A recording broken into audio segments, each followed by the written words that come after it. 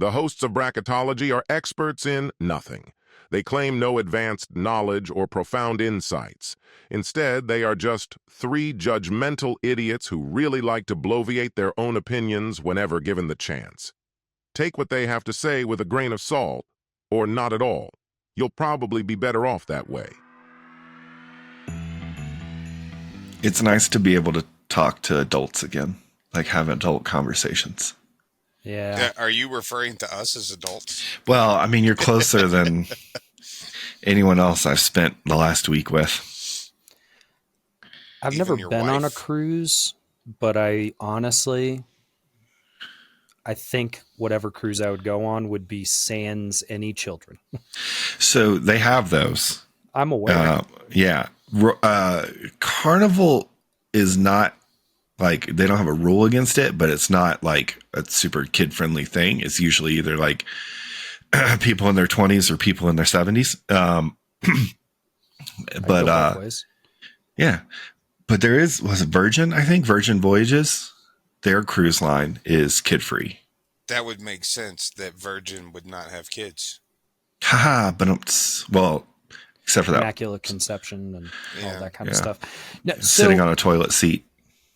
As the only non-married person here, I have looked into singles cruises. Those don't exist. Really? That's not actually a thing? As far as I've been able to find, there will be cruises that have singles events on them. Yeah. But not just like a boat full of single people. So the love boat isn't real. It's horseshit, man. I was lied to. I was fed a grasp of lies. I have to imagine like a Virgin Voyages kind of thing, or even is Virgin even a thing anymore?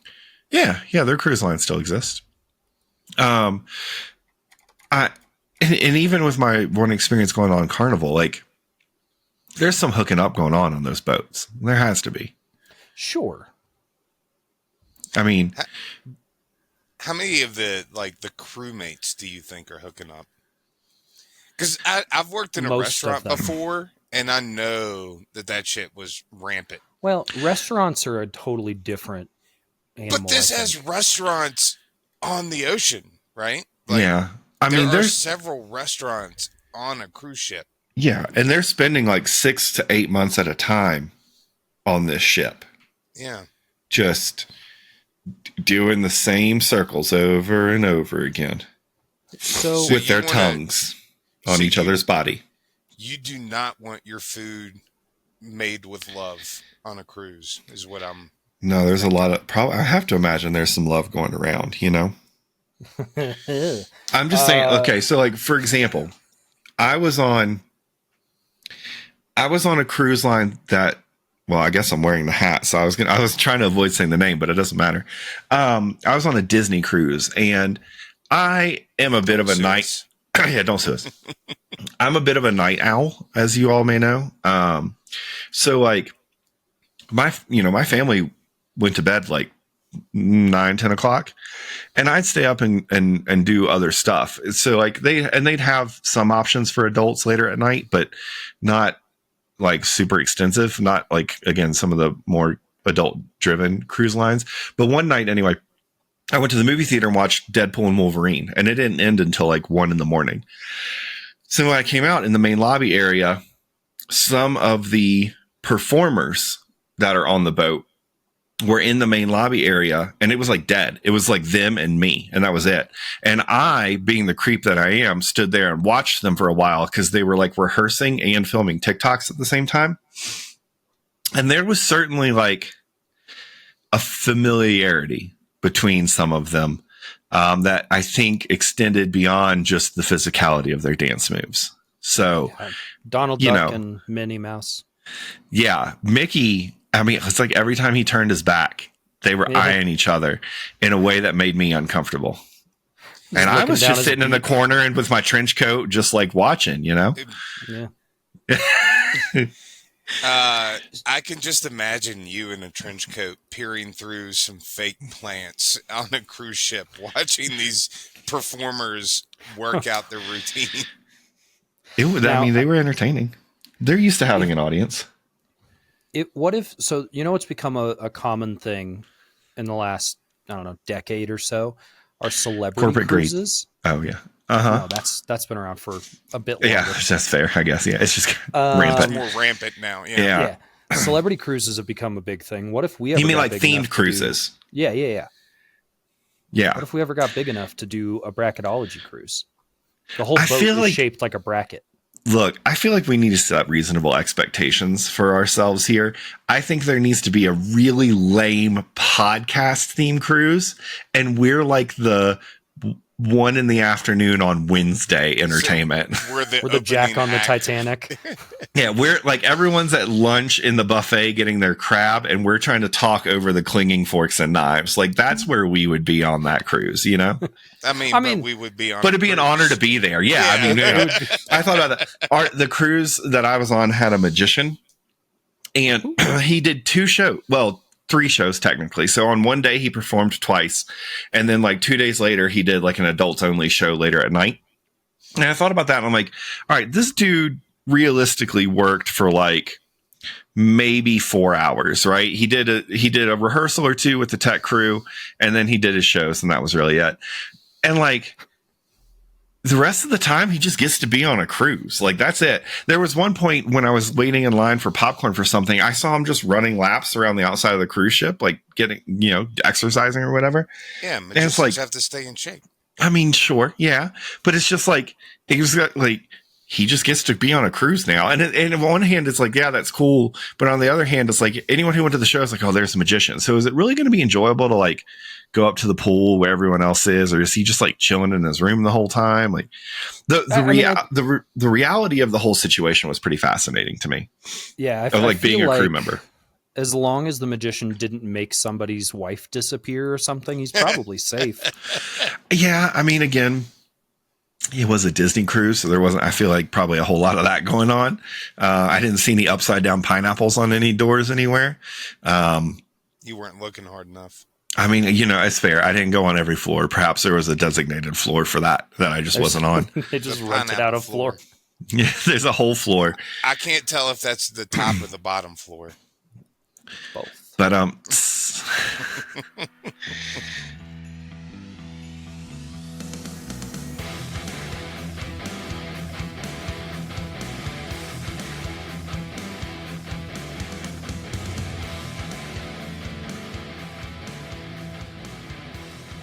hello and welcome back to Bracketology, the podcast that definitively decides all things tournament bracket style. I am the son your mom wished she had, Scott Grubb. I wasn't prepared for this. I am the son that was forgotten about, Matt Robison. And I am the prodigal son, Dan Default. I think, Matt, Huh? you're unlocking a lot of trauma in these introductions. Because I think a couple weeks ago you said another one that was also like, anyway, and you relate a lot to Joyce Byers. Anyway, all right. This week we continue with Best TV Mom. We have made it to the empathetic 8. We decided. So, gentlemen, where do we want to get going here? Let's kick this thing off. I like the difference in age gap that you just showed there with your hand hearts. Well, I actually can't do that, so this is the way I do it. Wait, see, there's this way. It's fingers. It's all fingers. Oh, it's all fingers? Yeah, it's this. Although I think it's supposed to be middle fingers down. I don't know. I think we're showing this our age looks here. like a Superman logo. It does, kind of, yeah. Anyway, right. To the bracket. We've got 4 matchups this evening. I think we just start at the top left at our northwest matchup, which is Lorelai Gilmore versus Claire Dunphy. Lorelai Gilmore, of course, being from Walking Dead, and Claire Dunphy being from Modern Family. Lorelai Gilmore, Gilmore Girls. Yeah, got it. Yeah. So, what do y'all know about these characters? Let me rephrase that. Scott, what do you know about these characters? I will say they're probably the 2 I'm least familiar with out of this whole 8 that we've got. Um, I have seen a fair amount of Gilmore Girls, just pretty much over my wife's shoulder. I don't enjoy the show. We've talked about that before. I think the pacing of their dialogue is unrealistic, and it bothers me to the point where I can't listen. I'm a very auditory person, so it bothers me. Claire Dunphy, I've seen clips of Modern Family on TikTok, albeit very few of them I feel like are of her. I don't know that she's necessarily the comedic highlight of the show all the time. So not too many TikToks of her. And that's pretty much the extent of my knowledge. Okay. There's my experience with these characters. Dan? I mean, I know more about Claire Dunphy than I do about Mrs. Gilmore, because I know absolutely nothing about Mrs. Gilmore. It's Miss Gilmore. Miss Gilmore, I'm sorry. It's going to the fact that I do not know much about it. I've heard that the Gilmore Girls is a good show. I have watched a little bit of it, but like Scott, the pacing of their conversations and the boringness of the show lost me completely. Okay, so we're in perfect company to be able to make this decision. I did just bring up from Screen Rant 2 articles. One is titled 5 Times Lorelai Was the Best Mom. And then the other is 7 times Claire struggled as a mother. So let's... Well, that doesn't read well for... I couldn't find a times that she was the best mom article in the 38 seconds that I was searching. So... Well, you have watched Gilmore Girls, have you not? I watched some of Gilmore Girls, yeah. Oh, okay. Just the whole box set that he owns. Were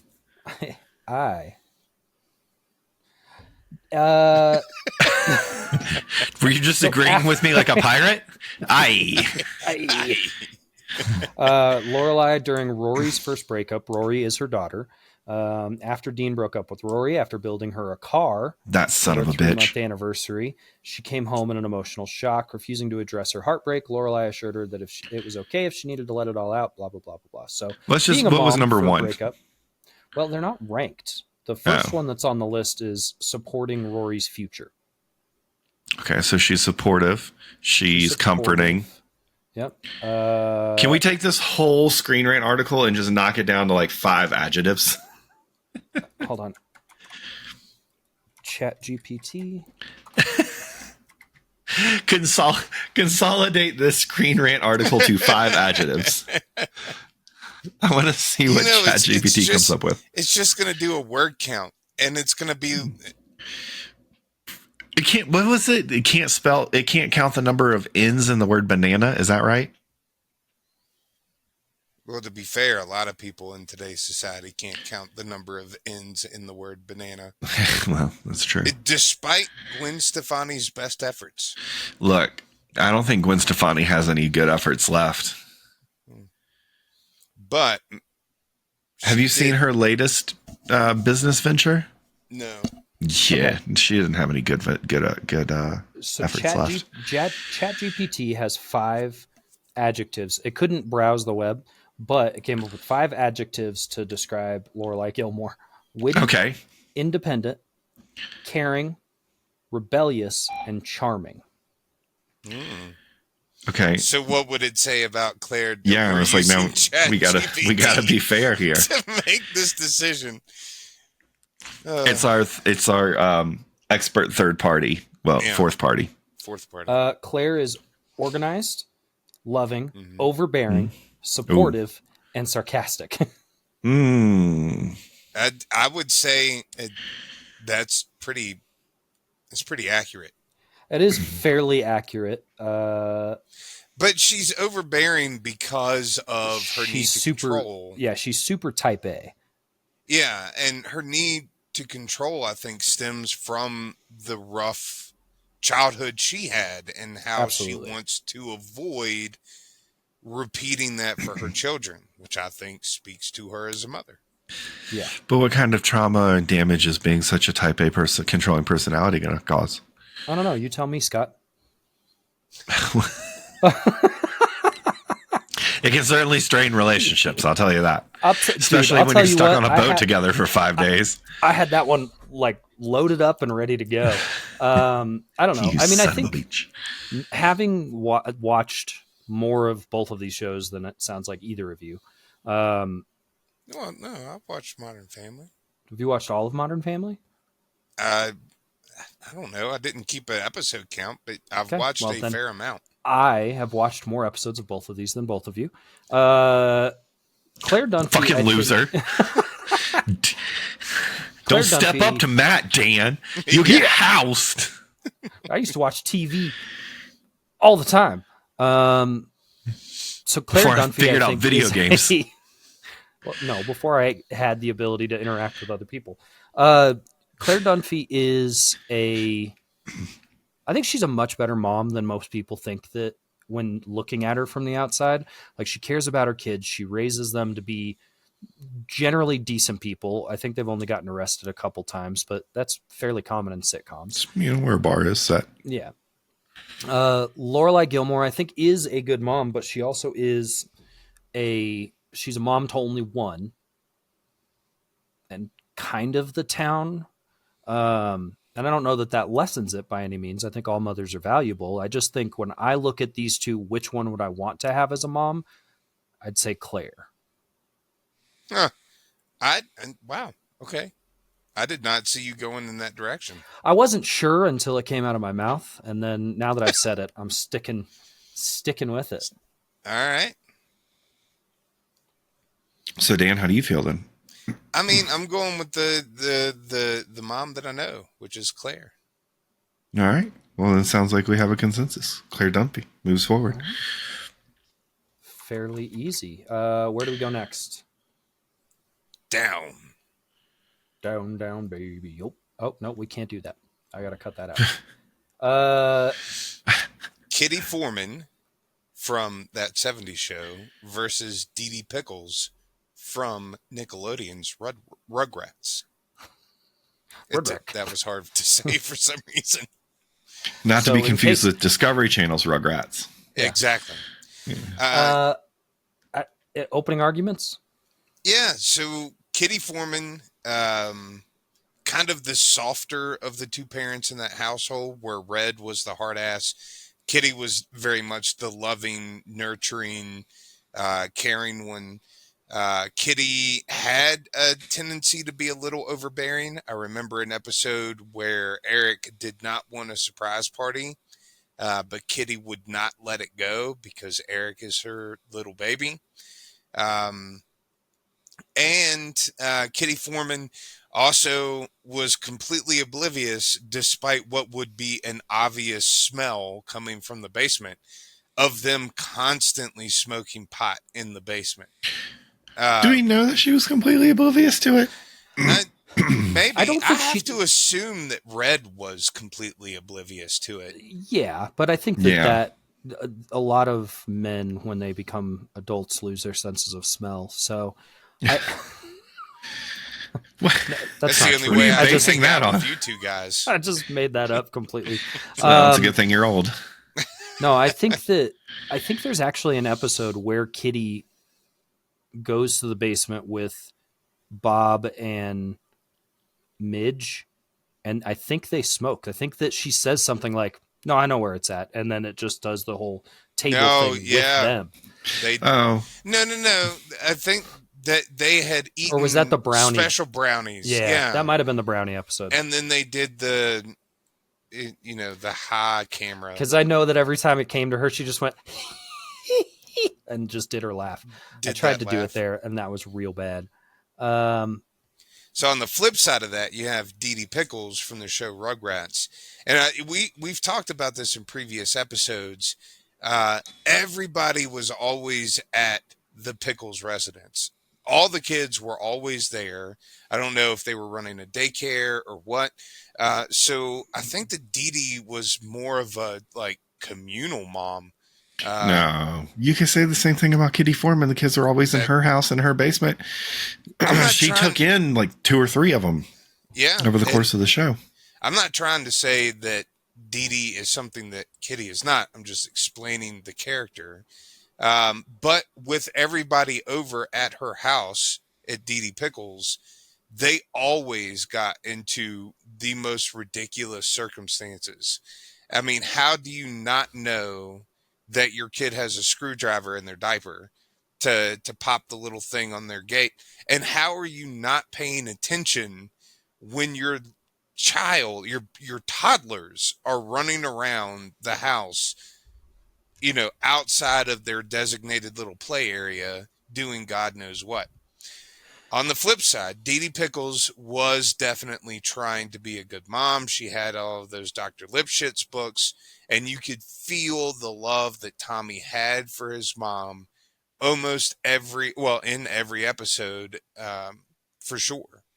So, little bit of a battle of the titans here with good moms. Hmm. There's a lot of similarities, too, between the two. ChatGPT says Dee Dee Pickles. Why? I don't know. Loving, protective, supportive, patient, and naive. Who's this for? Kitty? Dee Dee. That was Dee Dee Pickles. Oh. Are you just gonna? We can't ask ChatGPT for 5 adjectives for everyone on this list. Okay, but I will do the same thing for Kitty, and then I'm gonna exit ChatGPT because I actually am against AI. Kitty Foreman, loving, supportive, understanding, humorous, and protective. Oh, look at that! She's 5 for 5 in the adjective book. Exiting the ChatGPT.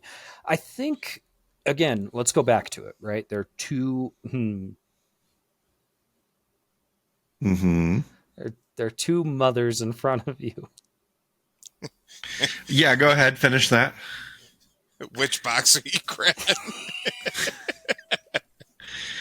Oh. Kitty or Dee Dee. Now, I hear their what you're saying. Their names really don't help either, does it? No. I hear what you're saying about Dee Dee Pickles, but I disagree. Like, I mean, it's not like it was a real screwdriver that was in the diaper. Like, it was one of his toy screwdrivers, so it's not like he had metal poking into him or anything. He was an ingenious child, constantly breaking out of things. Like, that's, if anything, that goes in Dee Dee's favor, in my opinion. She had good genetics. I would say he's raising not old a smart kid. He's not old enough for her influence to have created that. That is a genetics, yeah. And she's half the genetics, bro. Yeah, but he's getting that from Stu. Stu's got the screwdrivers. He's doing all the tinkering. Yeah, I don't know about that. I don't know. I think that Dee Dee has a lot to say about how good her kid is. Plus, honestly, go ahead. She takes the kids to see Reptar all the time. I'd want that. I'm going Dee Dee Pickles. I'm gonna have to disagree with you and go Kitty Foreman for me. Shit. I think the environment that she fosters for teenagers, no less. That's a tough age. The barrier that she has to play with Red, the way again she's the mom to many, takes in some of them in their hardest times. I think it has to be Kitty for me. I'm gonna grab Kitty's box. What's the litter? Damn it! I don't want to be the tiebreaker here. So, all right. Looking at the pros and cons, because I'm still trying to make up my mind. Dee Dee Pickles did allow all of those very young children way too much leash and way too much freedom and unsupervised time. They were very fortunate in the fact that Tommy was a smarter than average child and none of them died, because that could have easily happened. That's a child protective services issue waiting to happen. I mean, every episode basically is. Yeah. Even when they survive, it's still problematic. On the other hand, Kitty Foreman has all of these kids doing all of these things, drinking underage, smoking underage, and it's not like they knowingly provided them with a safe place to do it. They unknowingly provided them, and I think that there's a difference. And in addition to that, Kitty Foreman's daughter did not turn out well. And I don't know how... The character? Yeah, well, both, bro. But well, I know the actress didn't, but what happened to the character? I mean, she failed out of college multiple times. She was... I think she ended up opening up like a beauty salon or something. I'm saying I don't recall. I think that's because she just kind of disappears towards the end of the show. Yeah, I mean, yeah. She was rough around the edges. Damn it. This is tough. I think I'm going to go with Kitty Foreman just because it's one thing to leave teenagers kind of on their own because they're old enough to be self-sufficient. It is a completely different thing to leave toddlers on their own, like what happened in Rugrats. So I'm going with Kitty Foreman. All right. Moving right along. This is an efficient episode so far, fellas. We're trying. Up Here, next. I can make it less efficient. Look what I got. This is an audio. This is an audio format. Oh, hold on. It's a light. It's a flashlight. It's not. Can you hear it? It's a You drill. got a taser? It's a little tiny drill. And it comes with all these things. Up next, we've got Jill Taylor from Home Improvement versus Joyce Byers from Stranger Things. Matt the Toolman Taylor. He's still getting drilled. Ha ha ha ha. It's a little... I wish. Matt's still over there busy getting drilled. All right. Who are we doing? Jill Taylor from Home Improvement versus Joyce Byers from Stranger Things. Exactly. So look, I'm still salty about Joyce Byers making it this far into the tournament. Why? Because I think that you both shit on Vivian Banks too much, and it upset me. But we didn't neither shit one of on us Vivian shit Banks. on Vivian Banks. Look, we agreed that Vivian Banks is a fantastic mom. Worst Joyce, we did is pointed out that she had a butler, which we held against other people in this bracket as well. Yeah. I think you're just salty, bro. Who? Who else had one? We talked about it with Morticia Adams. We talked about it with Moira Rose. we did not talk about it with Morticia Adams, did we? Yeah, we did. We talked about Lurch. Yeah. I don't agree with that. And we talked about it with Carol Brady having a maid. I get that you guys aren't over it, but we're and here we talked for this about it matchup. with Mrs. Jetson Excuse for having me? the robot. We're here for Jill Taylor versus Joyce Byers. I still think that Jill Taylor is a tremendous mom. I think that she did a great job raising 3 unruly children and 1 unruly husband. No matter what Scott said, I do still think that she was the rock for that family.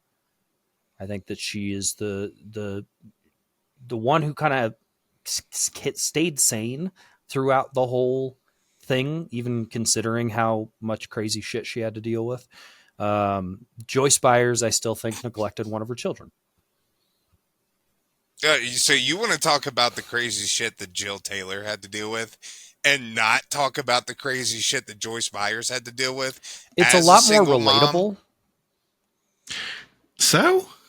That's not... It's a TV mom, not best realistic mom. Yeah. Okay. So let's be realistic about the TV mom aspect.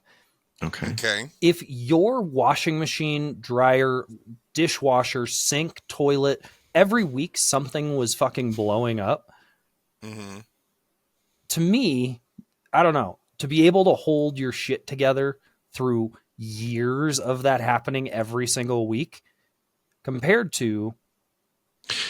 Which is exactly... fucking Demogorgon your son disappearing to the upside down? What are you talking about, bro? Only also, one time, though. Again, 2 a times. valid argument for why Wilson is the rock of the show, because if it wasn't for him, Tim and Jill would have been divorced in like season 3. That's true. And without Wilson, half the shit that Tim breaks wouldn't have ever gotten fixed. It was always Wilson coming over to fix. That's a fucking lie. What are you first of all. talking about? Get your shit out of here. Dude, Wilson was never inside the Taylor house. Well, bullshit. No, he was inside Do you a couple remember times. when he was a couple times, like Halloween party. I remember he was at. Yeah, and when he was getting ready to fix the hot rod to race. Oh my God, what's the other tool guy's name? Jay Leno? No, it was guy. Bob Vila. Bob Vila. Bob Vila. He was getting ready to race the Roadster against Bob Vila. It was Wilson who came over. And but you're saying he was hot rod. always there. He was never in. He was not in the Taylor household fixing stuff. But he would tell Tim how to fix it. His relationship, not mechanics.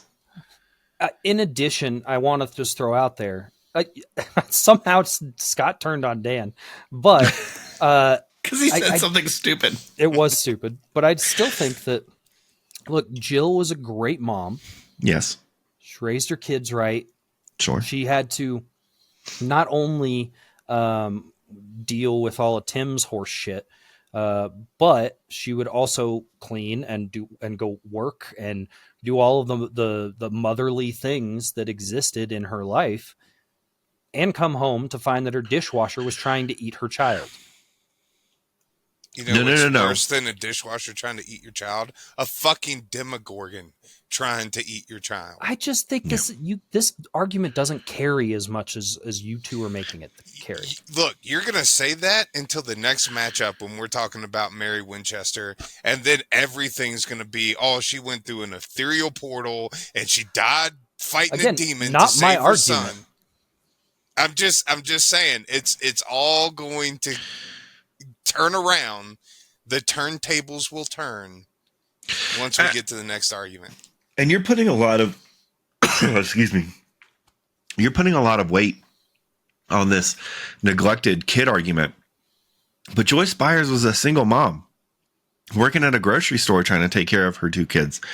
I mean, reality is, like, they were probably latchkey kids. They probably had to do a lot on their own. They probably had to grow up a little bit faster than they wanted to, but that's not necessarily her fault. That's her doing the best that she possibly can. Yeah. Throughout their entire lives, trying to provide for herself and for them.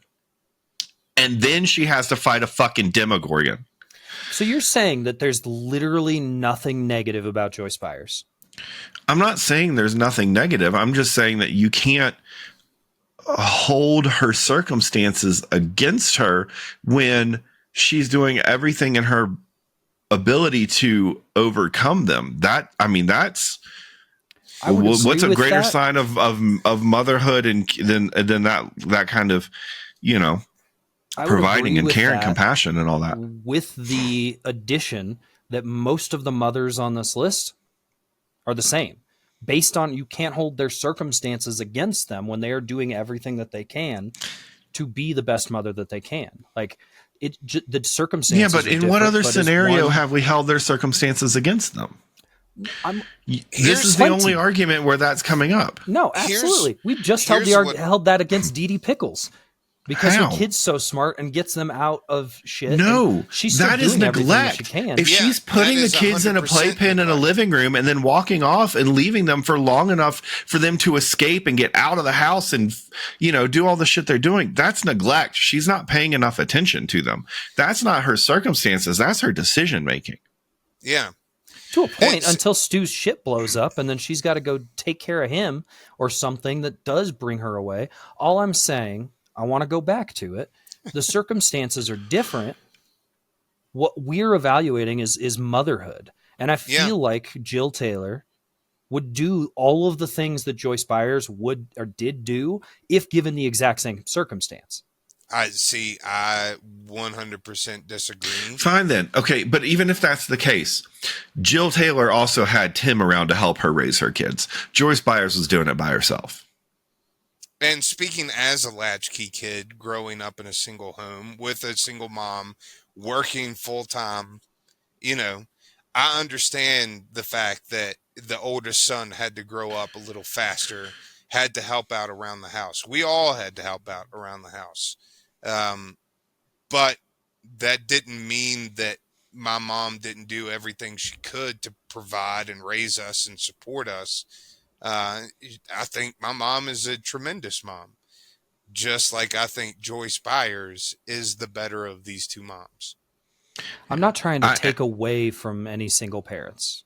That is not my intention in any way. I feel like, and I mean this with no offense, both of you are blinded by that fact and the Demogorgon. No, I'm first off, I want to agree with Dan that his mom does amazing things. Secondly, Son of a bitch. I'm bothered by your argument that Joyce Byers is any less than because she had a teenage son who was angsty and a bit reclusive and maybe had some hygiene issues, as if he was neglected and not cared for and not loved for. Like that. That's just so untrue in my eyes. I mean, part of being a mom is loving your kid for who they are. And he was an angsty teenage kid in the 80s. It wasn't atypical. Sure. But he always knew that he was loved and safe with Joyce. And, I mean, obviously she had to do some stuff, right? Because look at the role that he also goes on to play in the whole saving of his brother and the world. Yeah. You know, if she really had done that bad of a job and really neglected him that much, he wouldn't have been that, invested, I feel like.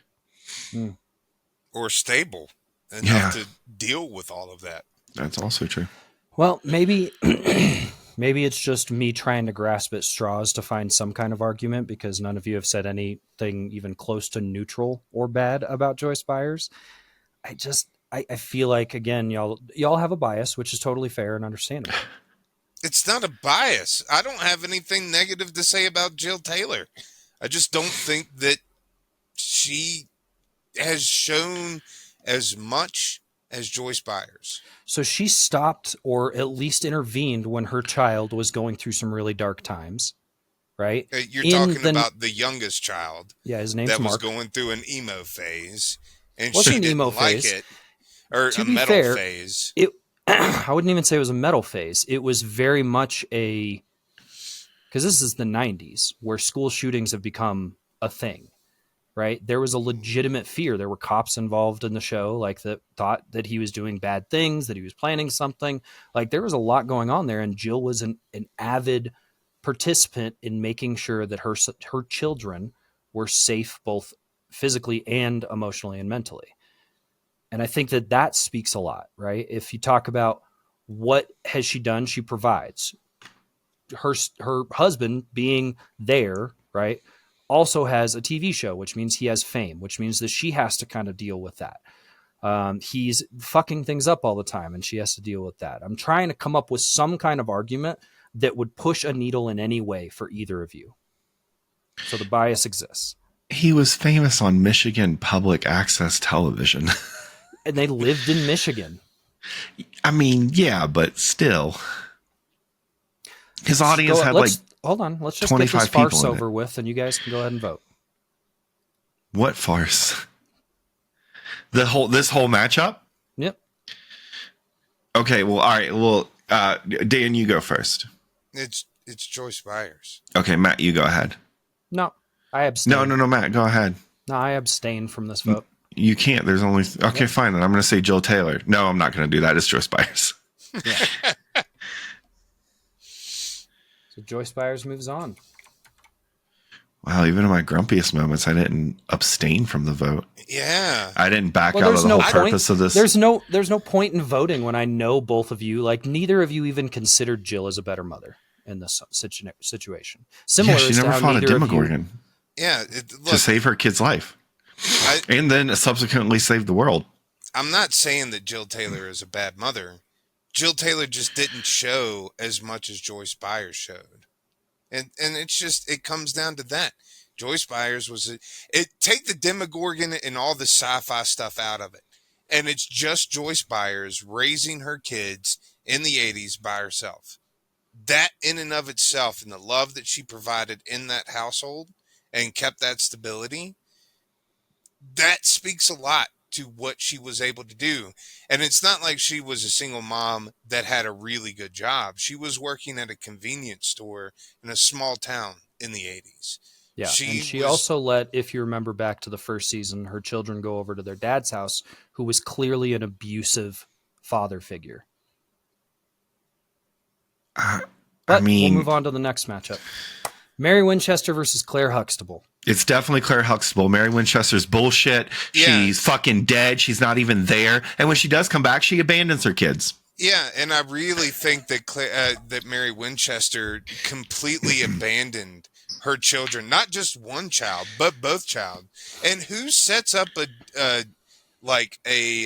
deal with the demon to save your husband by sacrificing your child, and then tries to back out of it, and then all of a sudden she's the hero because the demon kills her for following through with the deal that they made to begin with? Come on. To be fair, the deal itself was that he would come and take something from her. He does not say exactly what that is. But she doesn't know that it's the child. Oh, come on. She's dealt with demons. The only rule was that she could not interfere when he came. Look, she can't even follow a simple direction. Yeah. Well, now that sounds misogynistic. It did, didn't it? I'm going to clip backstabbing. She backs out of deals.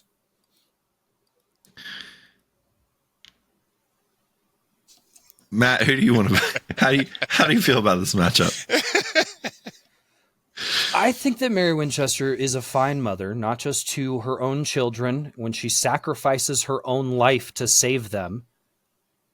When she comes back, they are 30-plus-year-old adult men. She's there. Then she goes away because she has some of her own shit to deal with. She comes back. She then mothers another kid who happens to be a Nephilim until he kills her. So not only does she sacrifice herself once, she sacrifices herself multiple times. And the second time, she sacrifices herself for what is essentially an adopted son.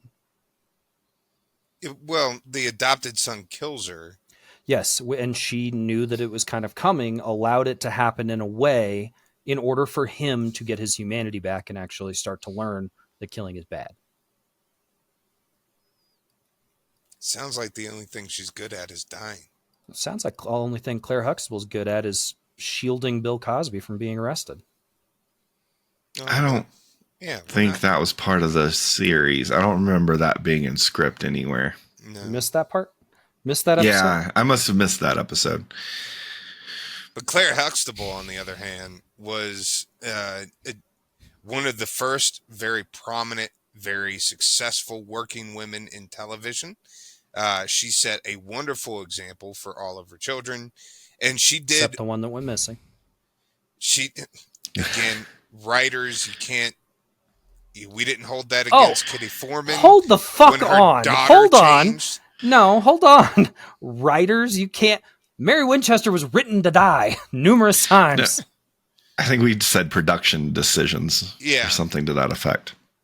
But Claire Huxtable, I remember very clearly there was this. This is all a setup. It was bullshit from the beginning. This episode where we told you this was coming. The oldest son, Theo, was getting ready to go out to college, and Mr. and Mrs. Huxtable were trying to teach him a valuable lesson.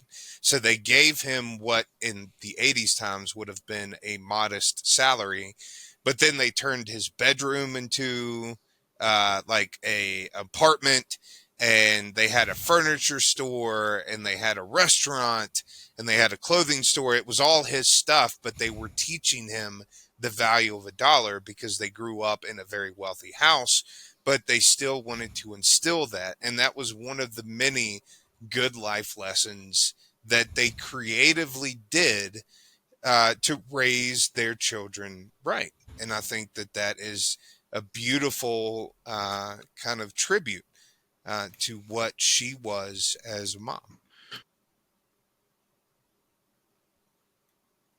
I agree. Scott was coughing. Hey man, I'm coming down with something. I'm trying not to do it. I appreciate it.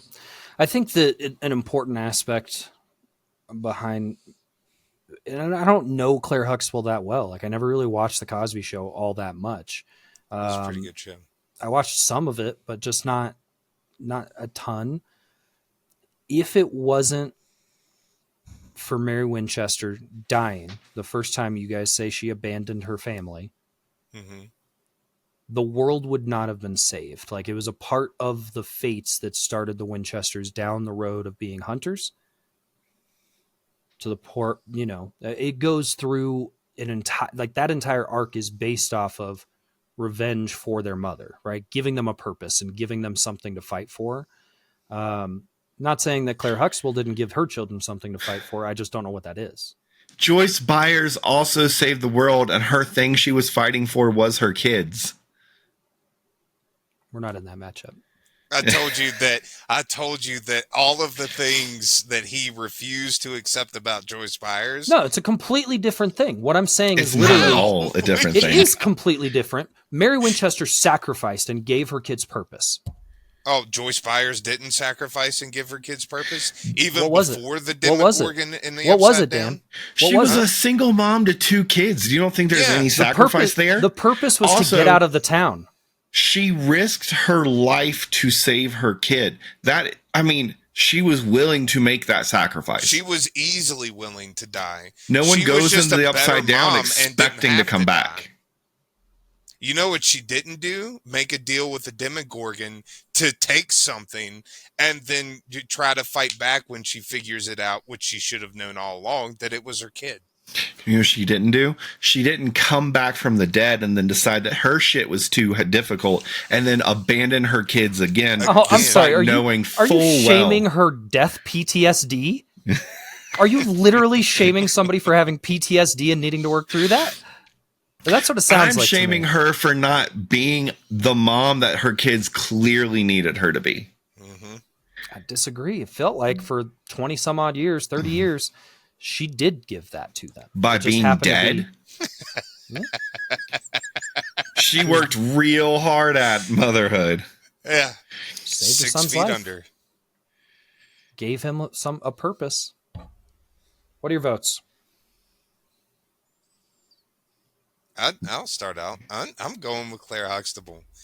I just think Claire Huxtable was an amazing mom and a pioneer.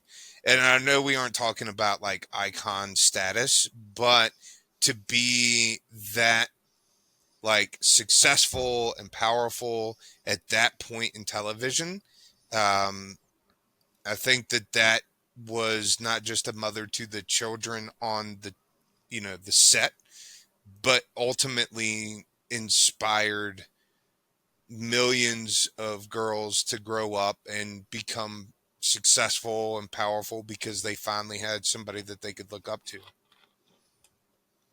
Matt, how do you feel? What's your vote? Hit us. Again, I'm going to go back to just familiarity. I don't think that Claire Huxtable is a bad mother by any means. But I also don't think that Mary Winchester is a bad mother. I think that she did have some unfortunate situations that kind of pushed her fate in one direction or another.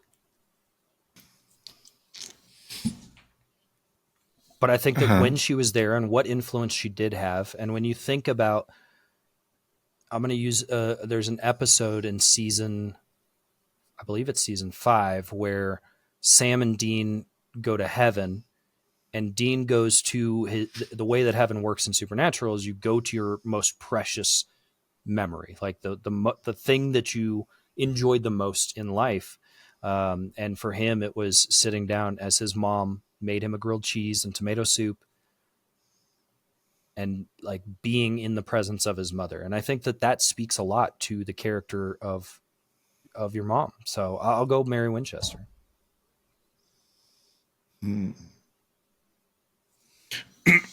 Interesting here. Is it? Is it interesting, Scott? It is, because there's a part of me that wants to vote against you just to be an ass. Yeah, sounds accurate. There's a part of me that also recognizes, again, the impact that Claire Huxtable and everything had. But then there's also a part of me that recognizes Mary Winchester did die to save her kids. And also, I think having Joyce Byers versus Mary Winchester sounds like a fun argument. That's only probably going to make you more angry. Yeah, it doesn't. because I know what's going to win. There's literally no reason to continue at this bracket in any way.